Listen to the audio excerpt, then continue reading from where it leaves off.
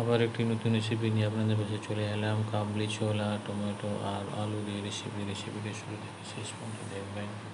দিচ্ছি আলু লাল করার জন্য দিচ্ছি সয়াবিন অয়েল,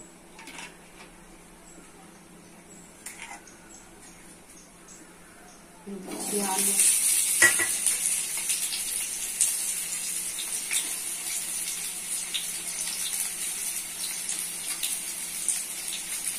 দিচ্ছি একটু হলুদ গুঁড়ো, লবণ,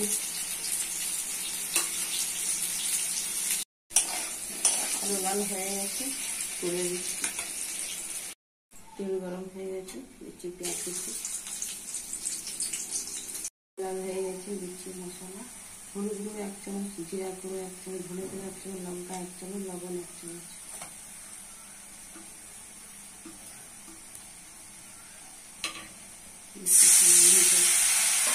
মশলা কষা হয়ে গেছে, দিয়েছি টমেটো কুচি,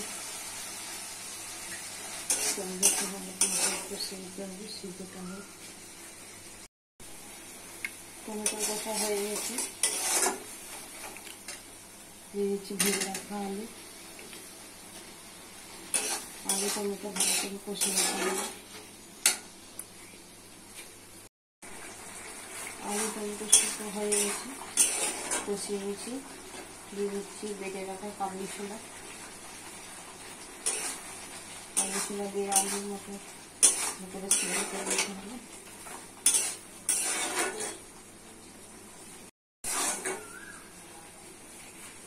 দিয়ে দিচ্ছি ঢাকা,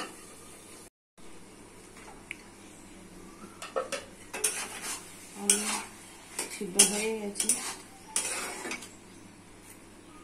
দিয়ে দিচ্ছি জল,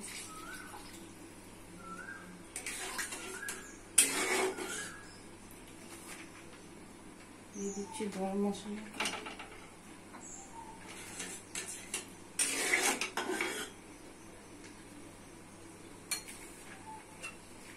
হয়ে গেলে নামটা দেখাচ্ছি।